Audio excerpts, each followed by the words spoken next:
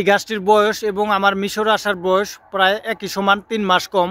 এই গাছটির বয়স প্রায় 11 বছর। বিসমিল্লাহ, এই বছরের প্রথম দুন্দুল এটা। আসসালামু আলাইকুম, নতুন একটা ভিডিওতে সবাইকে স্বাগতম। বন্ধুরা, আজ আপনাদের আমি আমার সবজি বাগান দেখাবো। মিশরে আমি কি কি সবজি রোপণ করেছি, চলুন এক নজর দেখা যাক।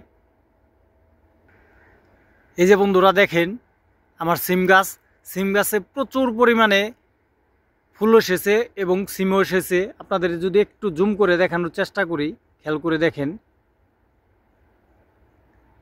এই যে দেখেন, সিম অলরেডি বড় হয়ে গেছে আলহামদুলিল্লাহ। এই গাছ থেকে প্রচুর পরিমাণে সিম খাওয়া যাবে। এখানে কিন্তু একটি গাছ, আমার নিয়মিত ভিডিও যারা দেখেন তারা অবশ্যই গাছ সম্বন্ধে জানেন। এই গাছটির বয়স এবং আমার মিশরে আসার বয়স প্রায় একই সমান, 3 মাস কম। এই গাছটির বয়স প্রায় 11 বছর। 2013 সালের লাস্টের দিকে আমি রোপণ করেছিলাম। তারপরে আমি বাংলাদেশে কয়েক বছর থেকেছি। করোনার পরে বাংলাদেশে চলে গিয়েছিলাম, কিন্তু গাছটা রয়ে গেছিল। কারণ মিশরে একবার সিম গাছ রোপণ করলে আর কখনো মরে না।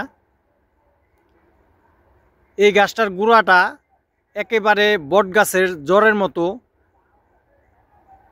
আসলে এই মুহূর্তে দেখাতে পারবো না, কারণ একেবারে জঙ্গল হয়ে গেছে গা।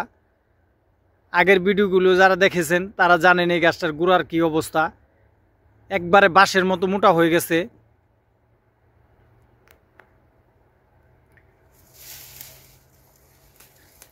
আপনাদের একটু ধরে দেখাই। এই যে দেখেন, এই যে কত সুন্দর সিম চলে এসেছে। প্রচুর পরিমাণে সিম এসেছে। আসলে মিশরের মাটি এতই উর্বর, এখানে একবার গাছ রোপণ করলে অনেক গাছে আছে যা কিনা আর কখনোই মরে না।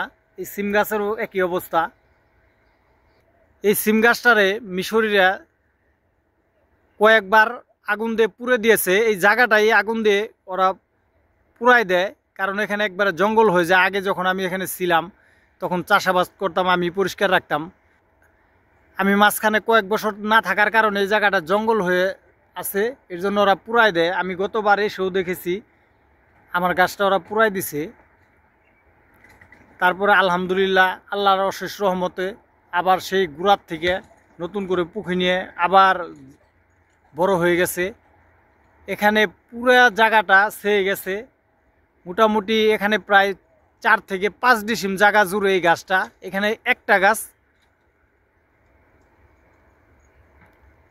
আল্লাহ বাঁচা রাখলে এখান থেকে অনেক সিম খেতে পারবো এবং বন্ধু বান্ধবকেও কিছু দিতে পারবো। আমার ভিডিও দেখেন, এই ধরনের লোক যদি আলেকজান্দ্রিয়া প্রদেশে থাকেন মিশরের, অথবা আলেকজান্দ্রিয়া প্রদেশের আশেপাশের প্রদেশগুলিতে থাকেন, আপনাদের যদি কারো সিম প্রয়োজন পড়ে তাহলে আমাকে নক দিন, আপনাদের আমি সিম পৌঁছে দেওয়ার ব্যবস্থা করব। কোনো টাকা পয়সা দিতে হবে না। ঝিঙ্গা গাছ দেখাই। আসলে আমি এর আগে একটা ভিডিও করেছিলাম, বলেছি আমার ধুন্দুল গাছে ফুল আসছে। আসলে ভাবছিলাম আমার এটা ধুন্দুল গাছ, আমি বাংলাদেশ থেকে বীজ নিয়ে আসছিলাম ধুন্দুল গাছ হিসাবেই, কিন্তু এখন দেখি ধুন্দুল না এসে ঝিঙ্গা চলে আসছে। আমরা এগুলি ঢাকার মানুষ ঝিঙ্গা বলি, গাজীপুর ঢাকায় আপনারা কি বলেন জানি না। এই যে দেখেন, আলহামদুলিল্লাহ ঝিঙ্গা চলে আসছে। আমি এটারে ধুন্দুলই মনে করছিলাম। ধুন্দুল ফুল আর ঝিঙ্গা ফুল প্রায় একই রকম হয়। আসলে আমার সাথে আজকে কেউ নাই, এর জন্য আপনাদের ভালো করে ধরে দেখাইতে পারতেছি না। বিসমিল্লাহ, এই বছরের প্রথম ধুন্দুল এটা। এই বীজগুলি আমি বাংলাদেশ থেকে নিয়ে আসছিলাম গতবার।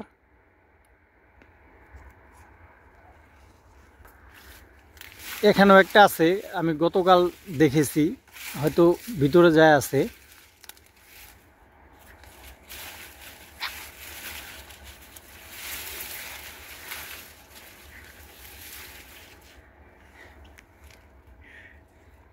এই যে একটা, আমার মনে হয় খেতে পারবো কিনা জানি না, নরমই দেখা যায়, কিন্তু মনে হয় খুব একটা নরম না, বাড়তি হয়ে গেছে, খেয়াল করি নাই।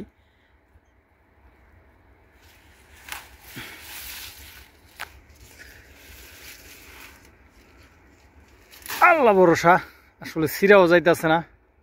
এই যে দেখেন কত বড়। আসলে এটা হাইব্রিড জাত, আমি হাইব্রিড জাতই নিয়ে আসছিলাম বাংলাদেশ থেকে বিচি।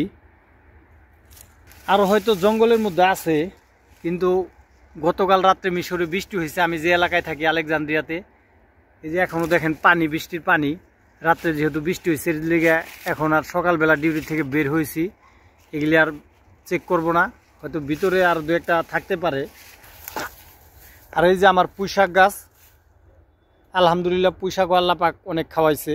পুঁইশাকের এখন আর একটা যত্ন নেওয়া হয় না। এই জায়গাটা একটু পরিষ্কার করে তারপরে এখানে লাল শাক রোপণ করব। লাল শাকের বীজ আমার কাছে আছে। আর এই যে আমার করল্লা গাছ, করল্লা খাইতে খাইতে অভক্তি এসে পড়ছে, এর জন্য করল্লা গাছের এখন আর যত্ন নিই না। করল্লা গাছের উপরে সিম গাছ উঠাই দিছি, কারণ করল্লা এখন আর খেতে মন চায় না। করল্লা আছে কয়েকটা দেখা যায় করল্লা, কিন্তু করল্লা এখন আর খেতে মন চায় না। আল্লাহ পাক করল্লা অনেক খাওয়াইছে।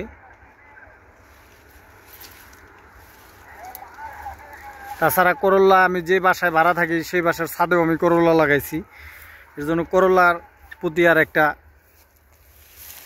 নজর নাই। আপনাদের আমি আমার পুরা সিম গাছটা একটু ঘুরায় দেখাই।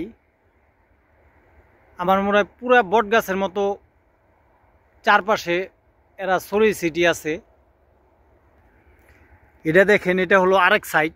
আসলে এখানে 4-5 ডিসিম জায়গা আছে, পুরো 4-5 ডিসিম জায়গা ঘিরা ফেলাইছে এই আমার সিম গাছটা।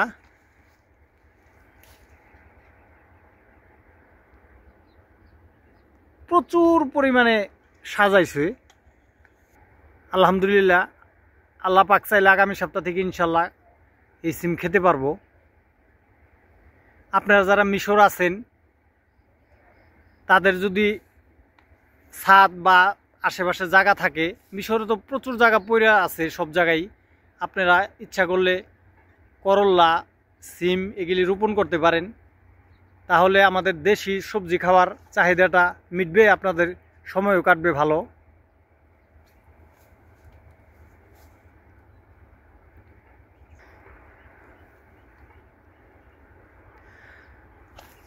আর আমার সিম গাছের পাশে আপনাদের আরেকটি দৃশ্য দেখাই। দেখেন, মিশরকে কেন বলা হয় ফলের জন্য বিখ্যাত, এই যে খেয়াল করে দেখুন, পেয়ারা আর পেয়ারা, পেয়ারা পেকে সাদা হয়ে আছে। এখানে কেউ খায় না, কেউ ধরে না, আসলে খাওয়ার লোকই নাই, কারণ বাগান আর বাগান, পেয়ারা, পার্সিমন।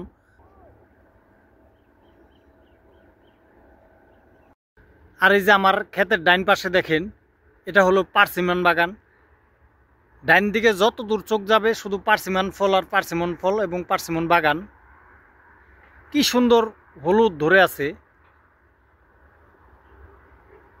আল্লাহ পাক আসলে মিশরের মাটি বানাইছে ফলের জন্য। ফলের জন্য মিশরের মাটি বিখ্যাত।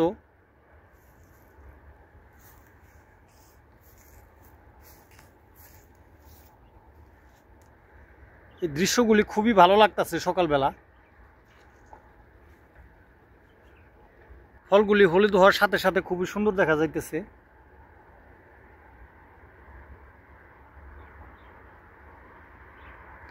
আমার ভিডিওটি ভালো লাগলে দয়া করে আমার চ্যানেলটি সাবস্ক্রাইব করবেন। আর ইতিমধ্যে যারা সাবস্ক্রাইব করেছেন তাদেরকে অসংখ্য ধন্যবাদ।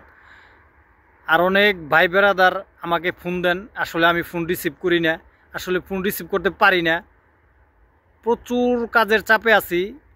আমার চ্যানেল দেখলে আপনারা বুঝতে পারেন আমি ভিডিও দিতে পারি না, কারণ আমি ফাঁকে যেতেও পারি না কোথাও কাজের চাপে। শুক্রবারে বেশিরভাগ সময় ভিডিও করি আর নাইট ডিউটিতে। গত শুক্রবারও আমি 20 ঘন্টা ডিউটি করছি একটানা। আপনারা যারা আমারে ফোন দেন আমি ফোন রিসিভ করি না, তাদের কাছে আন্তরিকভাবে দুঃখিত।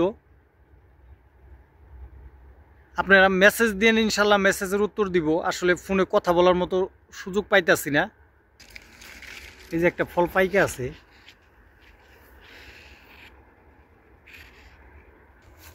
ভিডিওটা লম্বা করবো না। পৃথিবীর যে যেখান থেকে আমার এই ভিডিওটি দেখলেন সবার প্রতি আন্তরিক ভালোবাসা এবং শুভকামনা জানিয়ে সবার উত্তর সমৃদ্ধি কামনা করে আজকের মতো ভিডিওটি এখানেই শেষ করলাম। আগামীতে অন্য কোনো ভিডিওতে আপনাদের সাথে কথা হবে। সে পর্যন্ত ভালো থাকুন। আসসালামু আলাইকুম ওয়া রাহমাতুল্লাহি ওয়া বারাকাতুহু।